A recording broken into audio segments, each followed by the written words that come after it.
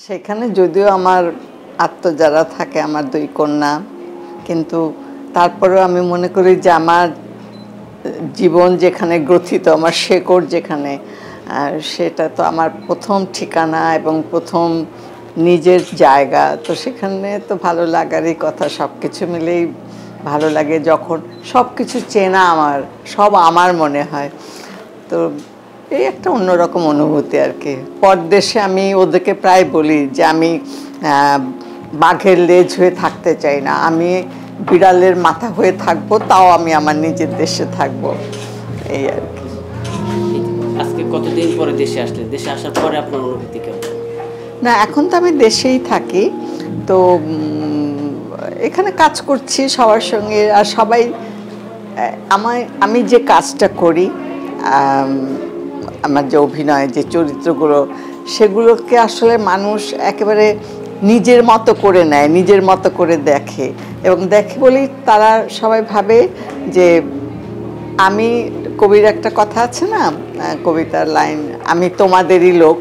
সেই জন্যে ওরাও মানে আমার চরিত্রটাকে দিয়ে আমাকে বলে, হ্যাঁ আপনি কেন ওটা করলেন।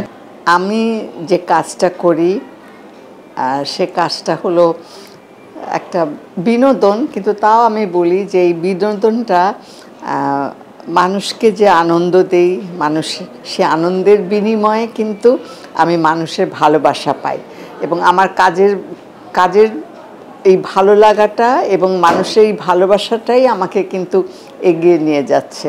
আমি এতদিন ধরে বেঁচে আছি এবং একটানা কাজ করে যাচ্ছি, দীর্ঘ ৬০ বছর আমি এই অভিনয় জীবনে আছি। তো এটাই এখন আমার ধ্যান, জ্ঞান, ভালো লাগা, ভালোবাসা যা বলা যায়, সব কিছু এটাকে ঘিরেই আর কি। আগের মতো অত কাজ করতে পারি না, শরীর কুলায় না। এখন আমার ৮২ বছর বয়স চলছে। তারপরে মনে হয় যে এই চরিত্রটা যদি আমি করতে পারতাম।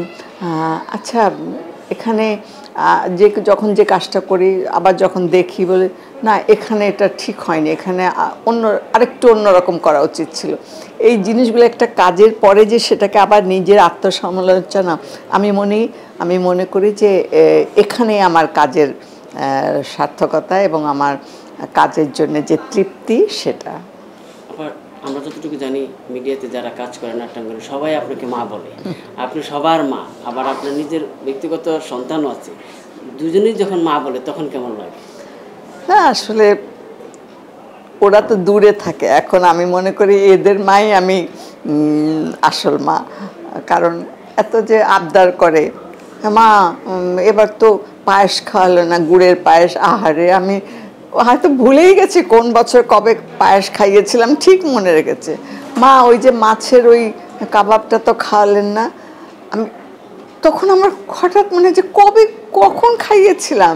তখন আবার মনে হয়, কালকে যদি শুটিং থাকতো ঠিক আমি করে নিয়ে আসতাম, বা আজকে যদি জানতাম। এই যে মায়াটা, এই যে আবদারটা, এটা আসলে আমি মনে করি যে আমি আমার কাজের যে সার্থকতা, এবং আমি যে তাদের হৃদয়ে শুধু অল্প সময়ের জন্য কাজ করে একটা যে সম্পর্ক, কারো মা কারো দাদি, তা না, ওই চরিত্রটার ভেতর দিয়ে ওরা আসলে সত্যিকারের যে সম্পর্কটা, একজনের সঙ্গে আরেকজনের যে আত্মিক যে মিলনটা, আত্মিক যে ভালোবাসাটা, সেটাকে যে ওরা মানে ধরে রাখতে চায়, সেখানে আমি মনে করি আমার জীবনের সার্থকতা।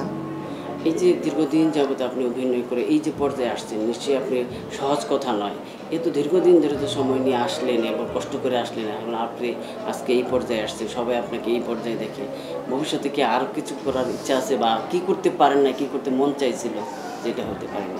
আমার মনে হয় যে করেছি, যখন যে চরিত্র আমাকে দিয়েছে, আমি সেই চরিত্রের প্রতি, আমার কাজের প্রতি আমি সৎ ছিলাম। আমি নিজের ব্যক্তিগত সুখ কষ্ট সেটাকে বড় করে দেখিনি। আমি সেই চরিত্রের প্রতি সৎ ছিলাম, আমি সেটাকে ঠিকভাবে করার চেষ্টা করেছি, যাতে সেটা আমার দর্শক সেটা গ্রহণ করে এবং দর্শকের কাছে বিশ্বাসযোগ্যতাটা পায়, সেইভাবে আমি কাজটা করেছি। সেখানে আমার তৃপ্তি।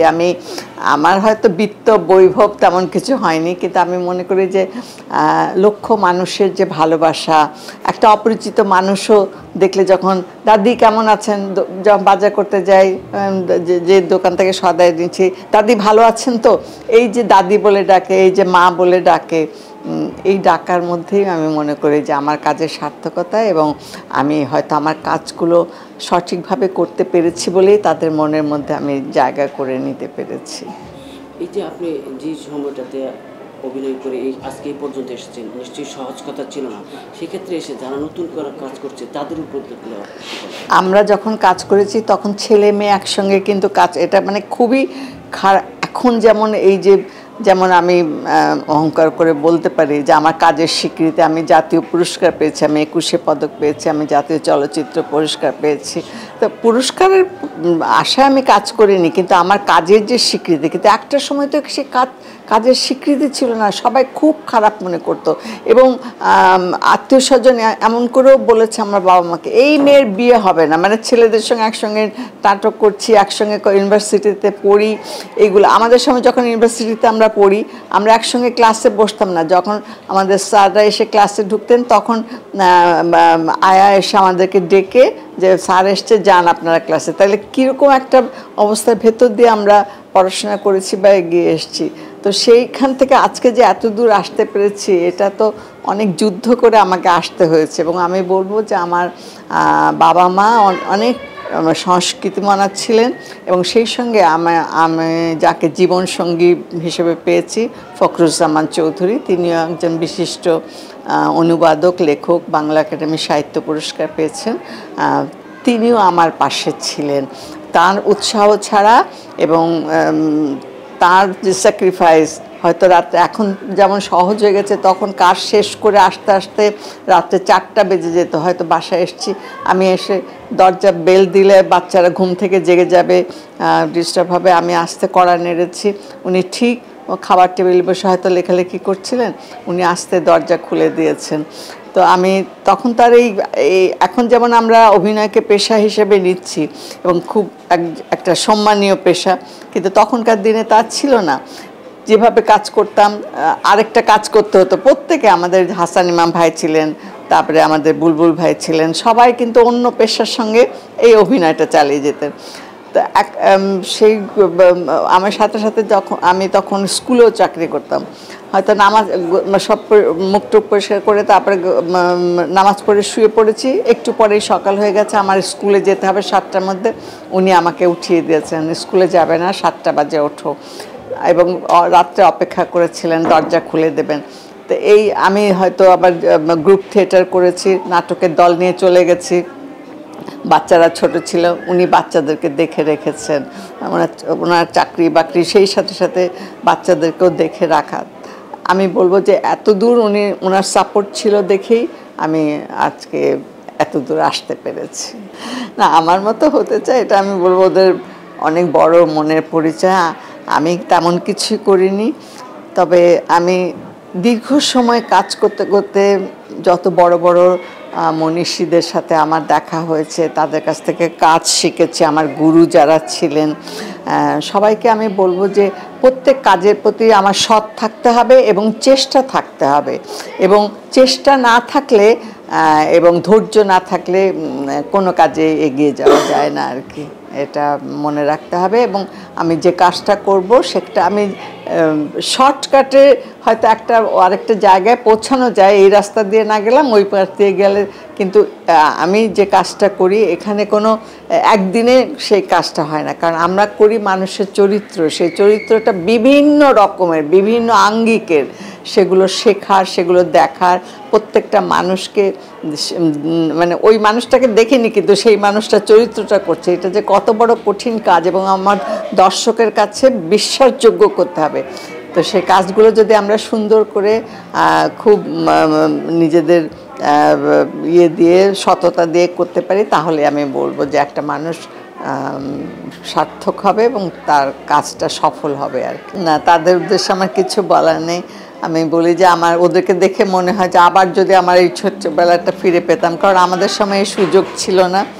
এখন এত সুযোগ, মারা ধৈর্য ধরে নিয়ে আসে বাচ্চাদেরকে, তাদের সুপ্ত প্রতিভাগুলো জাগিয়ে তোলার জন্য মাদেরও যে চেষ্টা, সেই মাদেরকেও আমি অনেক কৃতজ্ঞতা জানাই, ধন্যবাদ জানাই। এবং আমি সবাইকে খালি শুধু বলি যে তোমরা বড় বড় ডিগ্রির দরকার নেই, শুধু তোমরা ভালো মানুষ হবে, দেশকে ভালোবাসবে, জ্ঞান যতটুকু অর্জন করো সেটার জন্য কোনো ফাঁক রাখবে না, সবাই ভালো মানুষ হবে, দেশপ্রেমিক হবে।